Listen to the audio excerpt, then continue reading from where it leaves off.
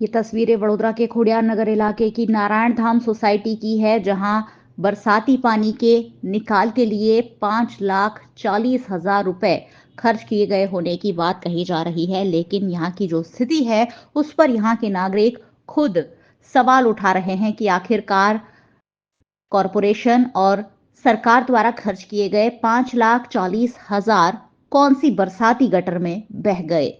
નારાયણધામ વિસ્તાર વિભાગ એકમાં આપણે છેલ્લા કેટલા વર્ષોથી નારાયણધામની ફાઇલો મૂકાયેલી છે. કોર્પોરેશનમાં કેટલી વાર અમે લોકોએ અરજીઓ આપેલી છે.